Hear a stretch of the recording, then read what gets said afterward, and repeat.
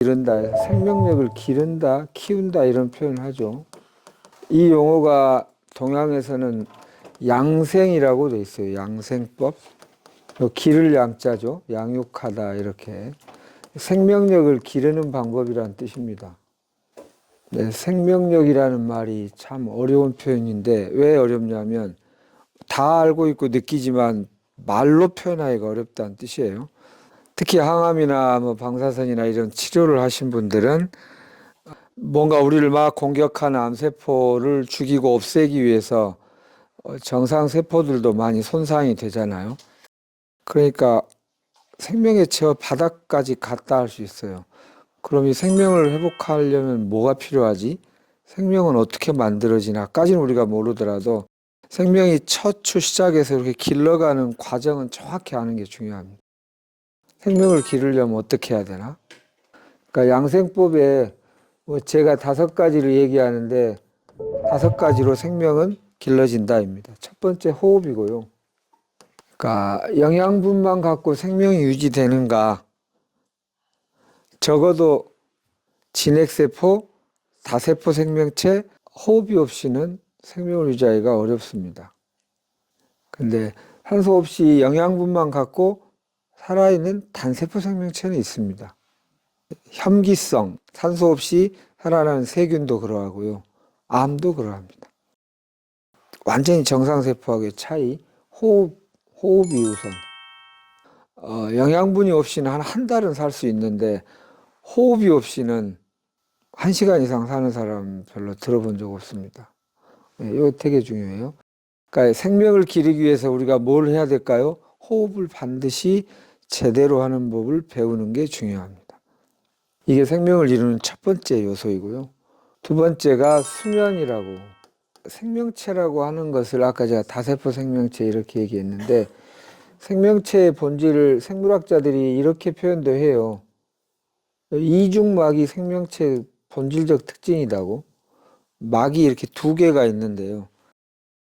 만약에 막이 하나도 없다면 어떻게 될까요? 그냥 바깥하고 안이 없이 나하고 남이 없이 그냥 막 다 이렇게 열려져 있는 거죠. 그걸 우리는 적어도 우리의 인식 단계에서는 생명이라고는 잘 안 해요.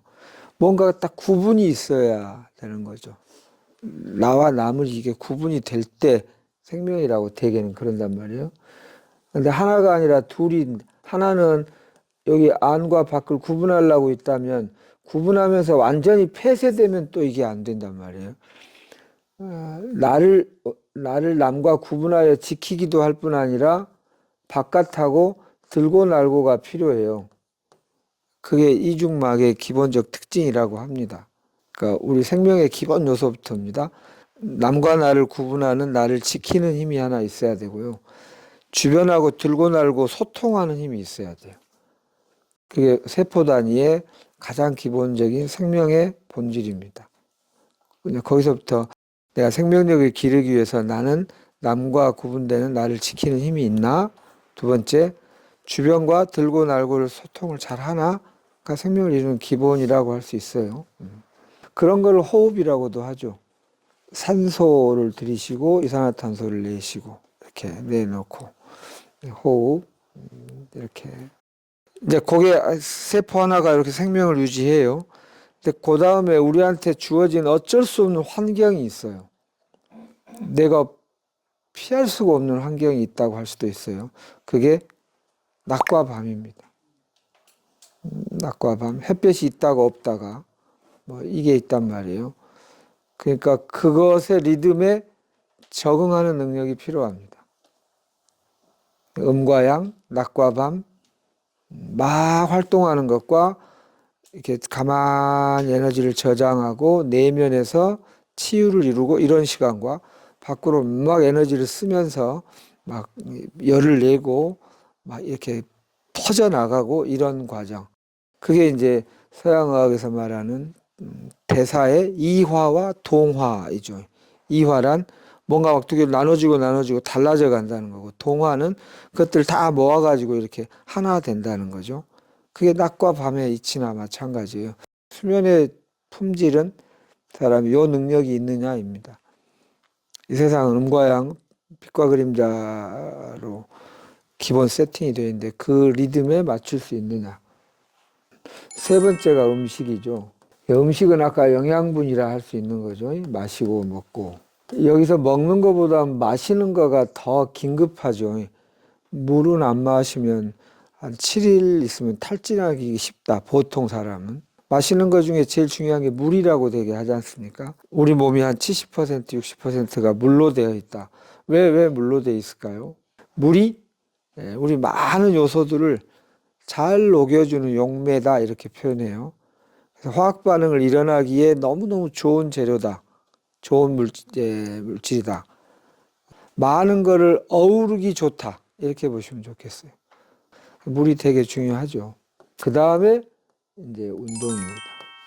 자, 음식까지는 요거는 동물뿐 아니라 식물도 다 이게 필요해요. 식물도 호흡을 하지 않습니까? 우리가 거꾸로 이산화탄소를 하고 산소를 내쉬고 낮과 밤에 적응을 해야죠. 그리고 물 필요하고 뭐 나름의 영양분들이 필요하잖아요.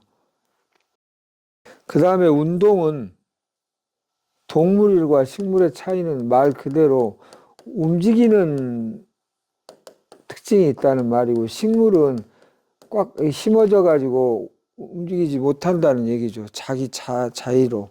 동물의 특징의 기본은 동물이 동물다워야 되니까 운동 능력이 중요합니다. 그 다음에가 대인관계 습관. 대인관계는 1차적으로 세밀한 것까지는 아니더라도 좀 거칠게 보면 포유류부터 되게 중요해집니다. 일반적으로. 물론 뭐 곤충들 중에도 집단을 이루고 있는 게 있지만 일반적으로. 그래서 포유류부터는 관계는 곧 감정입니다. 감정은 관계하려고 있는 거예요. 이렇게 좋고 싫고 접근하고 싶고 회피하고 싶고 사회적 지지를 받고 이런 에너지들인데 포유류부터는 감정에 관련한 것이 많이 발달해 있습니다. 근데 우리 인간은 포유류의 범주 안에 크게 든 영장류 이렇게 되잖아요. 대인관계 습관이 매우 중요합니다. 그러니까 이렇게 다세포 생명체이면서 우리 인간, 영장류의 경우는 이렇게 중요하다. 양생을, 생명을 기른다는 건 뭘까? 근데 우리가 대부분 뭐 생명을 기르려면 먹어야겠지 이것만 생각하는 경우가 많아요. 그 일부입니다. 호흡, 수면, 음식, 운동, 대인관계 습관 이게 잘 갖춰져야 인간의 생명을 이루는 구성 요소입니다.